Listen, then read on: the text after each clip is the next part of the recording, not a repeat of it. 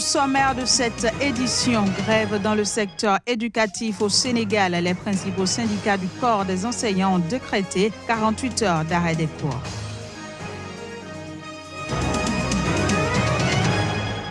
Présidentielle en Égypte, les Coptes affirment majoritairement qu'ils voteront pour le président sortant Abdel Fattah al-Sisi.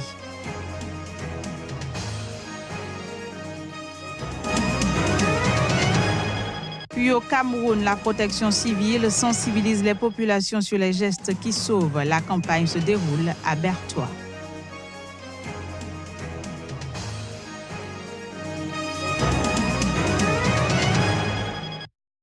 Voilà pour le sommaire, bienvenue à toutes et à tous. Au Sénégal, le système scolaire est à l'arrêt depuis mercredi. Les principaux syndicats des enseignants ont décrété 48 heures d'arrêt des cours pour exiger du gouvernement le respect des accords conclus. Le reportage est signé Tchèque Berti. À l'école d'Arignan, le mot d'ordre de la grève a été suivi à la lettre ce jeudi. Aucun enseignant n'a répondu à l'appel depuis mercredi. Les classes sont restées vides et les élèves dans la cour de l'école. Cette situation de grève répétitive fait réagir la direction de l'établissement. On se rend compte que les résultats ont baissé parce que les enfants n'ont pratiquement rien appris. Il y a eu beaucoup de grèves. Du lundi au vendredi, pratiquement c'est 2 jours dans la semaine qu'on travaille. Donc ça s'est répété au niveau des résultats. À l'origine des grèves des enseignants, le blocage des négociations avec le gouvernement depuis 4 mois, notamment sur les indemnités de logement jugées insignifiantes. Comme la majorité des enseignants ce jeudi, Alioune n'est pas parti à l'école, professeur d'histoire et de géographie depuis 2005. Avec sa famille, il vit dans cette 2 pièces, impossible pour lui de trouver mieux ailleurs. Je loge ici dans un quartier populaire à Niaritali.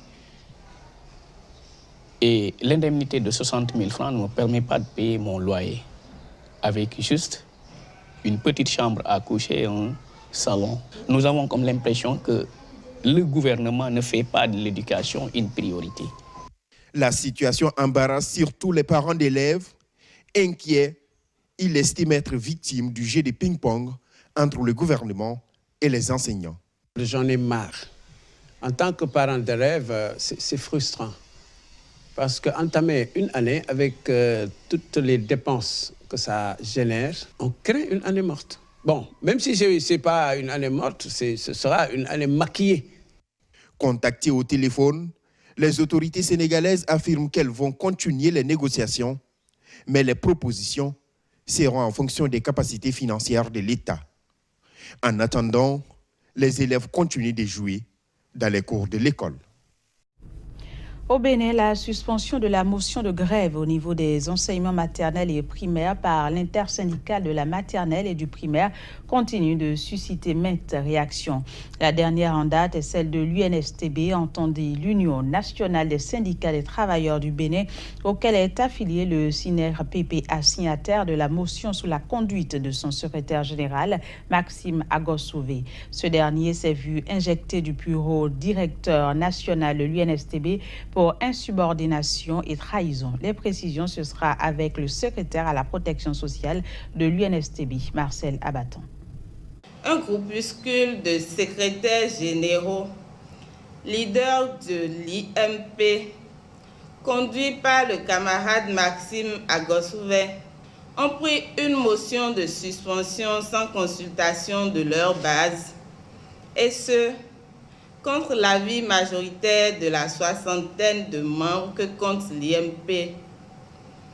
Considérant que l'attitude du camarade Maxime Agosouvé viole les orientations et la politique générale de l'UNSTB et constitue une faute lourde, voire une trahison au thème des dispositions de l'article 70 des statuts 116 et 117 du règlement intérieur de l'UNSTB, considérant les délibérations du bureau directeur national de l'UNSTB, décide de la suspension du camarade Maxime Agosouvé de ses fonctions de membre du bureau directeur national de l'UNSTB.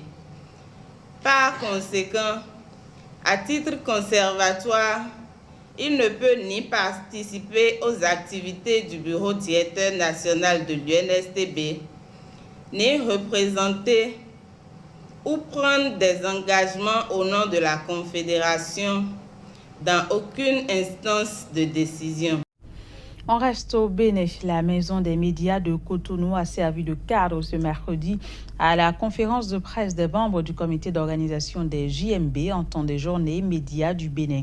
Objectif de cette rencontre, annoncer officiellement aux acteurs des médias l'effectivité de la 3e édition de ces journées consacrées aux professionnels des médias et en exposer le contenu. Reportage. Cette séance d'échange avec les hommes des médias était une opportunité pour la présidente du comité d'organisation de revenir sur les fondements et motivations des journées médias du Bénin, organisées dans le cadre de la célébration de la journée internationale de la presse.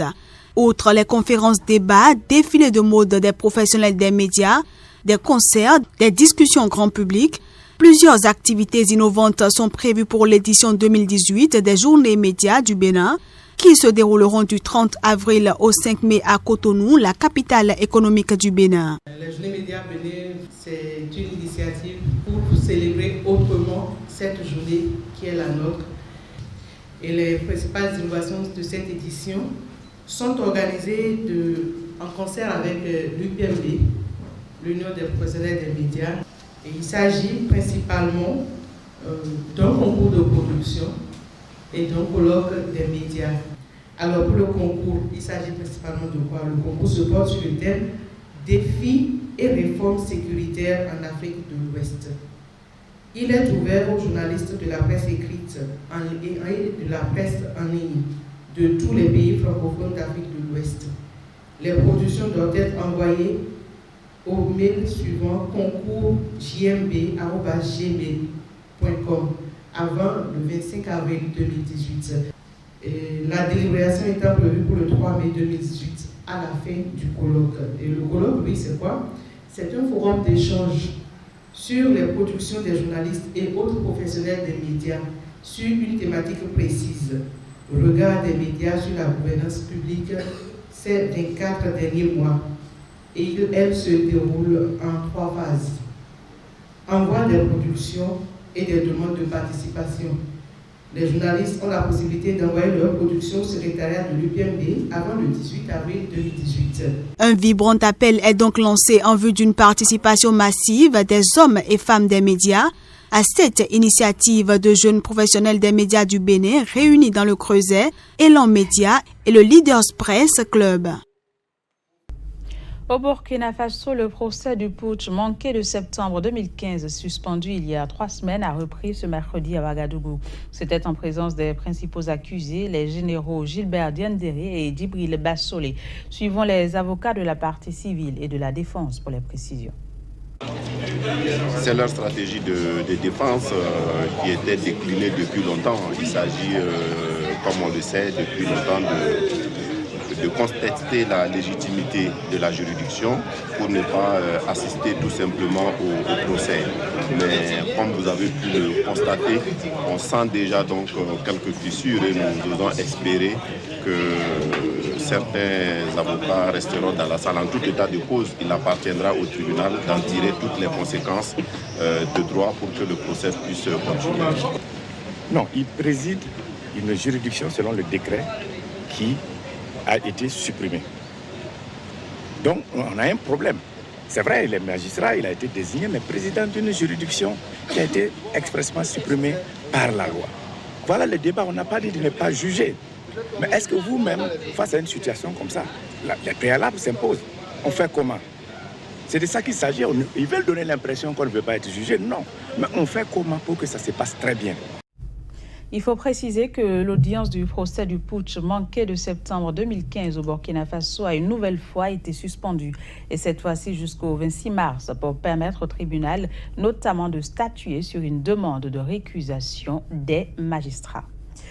Présidentielle en Égypte, dans les rues de Choubra au Caire, quartier connu pour sa communauté chrétienne, les Coptes affirment majoritairement qu'ils voteront pour le président sortant Abdel Fattah al-Sisi, et ce malgré des critiques discrètes. Notons que le scrutin présidentiel aura lieu dans ce pays lundi prochain. Voici les images. Nous sommes à Choubra au Caire, un quartier connu pour sa communauté chrétienne. Et à quelques jours du démarrage du scrutin présidentiel, les Coptes égyptiens martèlent majoritairement leur soutien indéfectible au président Abdel Fattah al-Sisi, le seul candidat qui, selon eux, est apte à diriger l'Égypte pour un meilleur avenir. La première raison qui va m'encourager à participer aux élections, c'est qu'il n'y a pas d'homme comme lui, le président Abdel Fattah al-Sisi pour l'instant. Je suis désolé, mais je ne vois personne d'autre que lui. Même si 3 ou 4 ou même 10 autres personnes se présentent contre lui, il est le seul que j'envisage. Personne ne peut faire ce qu'il fait. Nous serons à ses côtés jusqu'à la fin. Si je n'avais plus qu'une heure à vivre, je voterais aux élections. Je ne dirais pas non aux élections. Pourquoi? Parce que cet homme, le président Abdel Fattah al-Sisi, a accompli en 4 ans ce que d'autres auraient fait en 30 ans ou plus de 50 ans. Les Coptes représentent environ 10% des 96 millions d'Égyptiens. Peu présents dans la haute administration, ils sont marginalisés notamment dans les provinces reculées et pauvres de Haute-Égypte. Traumatisée par l'ère Morsi, la communauté copte a immédiatement soutenu Abdel Fattah al-Sisi, arrivé au pouvoir après la destitution par l'armée du président islamiste en 2013 à la suite de manifestations massives.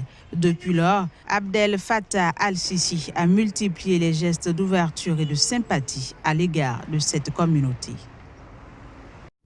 Puis la protection civile du Cameroun organise une campagne de sensibilisation sur les gestes qui sauvent. La campagne se déroule à Bertoua, le chef-lieu de la région de l'Est du Cameroun. On fait le point avec Narcissoum.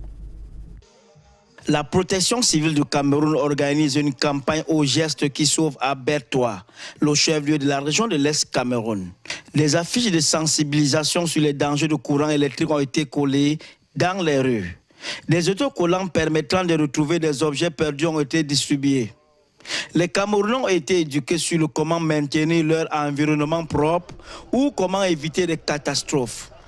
Le but visé, c'est de toucher les populations qui sont les premières cibles des risques de catastrophes, leur apprendre les bons gestes, les bonnes mesures à suivre pour éviter déjà que la catastrophe ne survienne, et au cas où la catastrophe surviendrait, qu'elles sachent ce qu'il faut faire en attendant des secours spécialisés.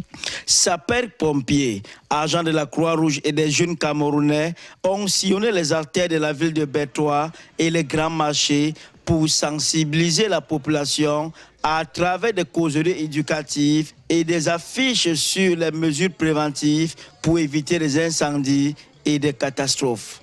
Beaucoup de catastrophes sont liées à l'inconscience. Même quand nous construisons, nous ne laissons pas de servitudes et autres. Nous branchons des appareils, nous ne savons pas qu'avant d'aller dormir, il faut les débrancher. Cette campagne de sensibilisation devra se poursuivre pendant tous les mois. Selon la direction de la protection civile camerounaise, seulement une personne sur 5 connaît les gestes qui sauvent. Voilà qui vient mettre un terme à ce journal. Merci d'avoir été des nôtres et très bonne suite de programme sur Sika. Au revoir, à bientôt.